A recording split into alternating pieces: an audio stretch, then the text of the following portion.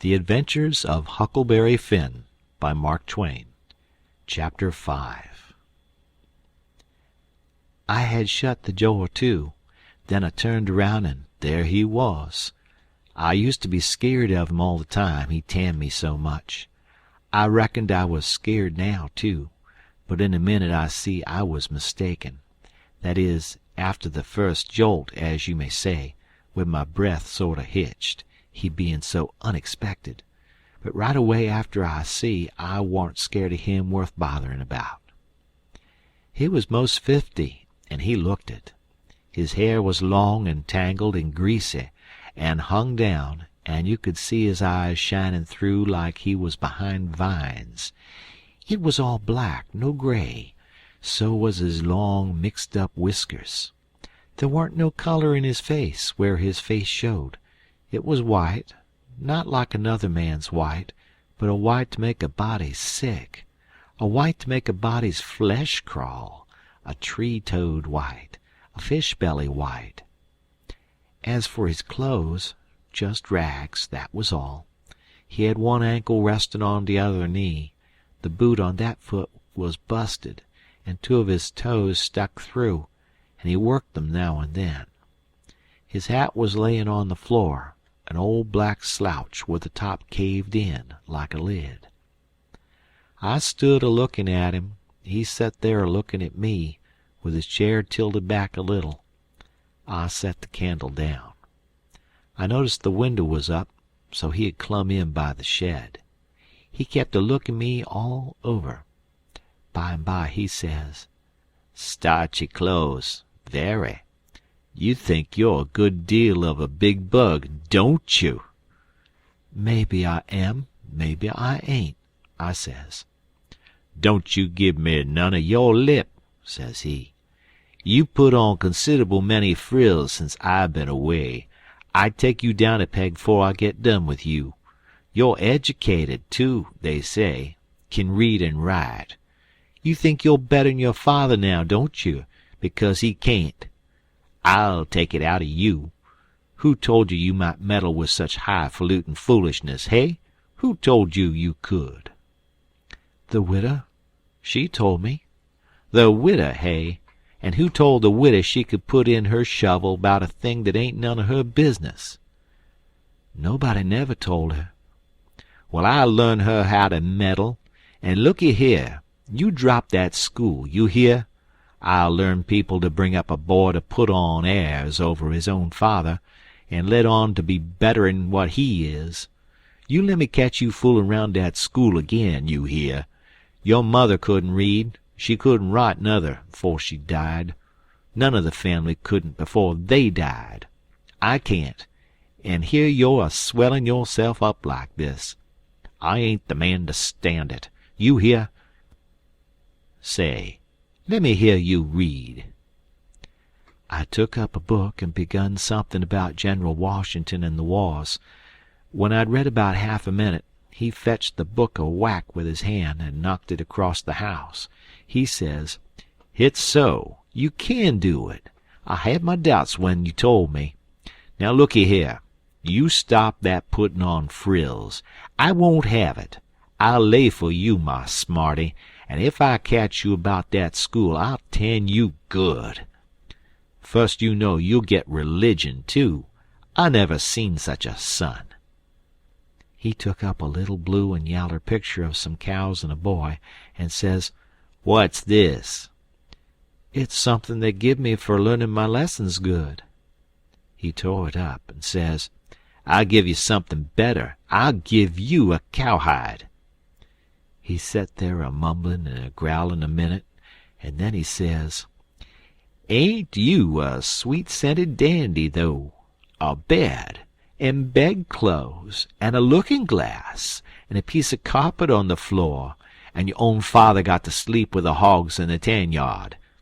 I never see such a son. I bet I'll take some of these frills out of you before I done with you. Why, there ain't no end to your airs. They say you're rich. Hey, how's that?" "They lie, that's how." "Looky here, mind how you talk to me. I'm a-standin' about all I can stand now, so don't gimme no sass. I've been in town 2 days, and I ain't heard nothin' but about you bein' rich. I heard about it away down the river, too. That's why I come. You git me that money tomorrow. I want it." "I hain't got no money." "It's a lie. Judge Thatcher's got it. You git it. I want it." "I hain't got no money, I tell you. You ask Judge Thatcher. He'd tell you the same." "All right. I'll ask him, and I'll make him pungle, too, or I'll know the reason why. Say, how much you got in your pocket? I want it." "I hain't got only $1, and I want that to—" "It don't make no difference what you want it for. You just shell it out." He took it and bit it to see if it was good, and then he said he was going downtown to get some whiskey. Said he hadn't had a drink all day. When he had got out on the shed he put his head in again and cussed me for putting on frills and trying to be better than him. And when I reckoned he was gone, he come back and put his head in again, and told me to mind about that school, because he was going to lay for me and lick me if I didn't drop that. Next day he was drunk, and he went to Judge Thatcher's and bully-ragged him and tried to make him give up the money, but he couldn't, and then he swore he'd make the law force him. The judge and the widow went to law to get the court to take me away from him and let one of them be my guardian. But it was a new judge that had just come, and he didn't know the old man. So he said courts mustn't interfere and separate families if they could help it. Said he'd rather not take a child away from its father. So Judge Thatcher and the widow had to quit on the business. That pleased the old man till he couldn't rest. He said he'd cowhide me till I was black and blue if I didn't raise some money for him. I borrowed $3 from Judge Thatcher, and Pap took it and got drunk, and went a-blowing around and cussing and whooping and carrying on, and he kept it up all over town with a tin pan till most midnight. Then they jailed him, and next day they had him before court, and jailed him again for a week. But he said he was satisfied, said he was boss of his son, and he'd make it warm for him. When he got out, the new judge said he was a-going to make a man of him. So he took him to his own house and dressed him up clean and nice, and had him to breakfast and dinner and supper with the family, and was just old pie to him, so to speak. And after supper he talked to him about temperance and such things till the old man cried, and said he'd been a fool, and fooled away his life, but now he was a-going to turn over a new leaf and be a man nobody wouldn't be ashamed of, and he hoped the judge would help him and not look down on him. The judge said he could hug him for them words, so he cried, and his wife she cried again. Pap said he'd been a man that had always been misunderstood before, and the judge said he believed it. The old man said that what a man wanted that was down was sympathy, and the judge said it was so they cried again. And when it was bedtime the old man rose up and held out his hand and says, "Look at it, gentlemen and ladies all. Take a hold of it. Shake it. There's a hand that was the hand of a hog, but it hain't so no more. It's the hand of a man that started in on a new life, and'll die before he'll go back. You mark them words. Don't forget I said them. It's a clean hand now. Shake it. Don't be afeard." So they shook it, one after the other, all around, and cried. The judge's wife she kissed it. Then the old man he signed a pledge, made his mark. The judge said it was the holiest time on record, or something like that.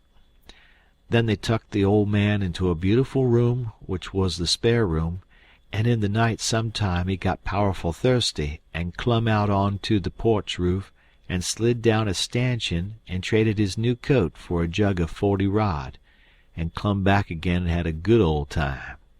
And towards daylight he crawled out again, drunk as a fiddler, and rolled off the porch and broke his left arm in 2 pieces, and was most froze to death when somebody found him after sunup. and when they come to look at that spare room they had to take soundin's before they could navigate it. The judge he felt kinder sore. He said he reckoned a body could reform the old man with a shotgun, maybe, but he didn't know no other way. End of chapter.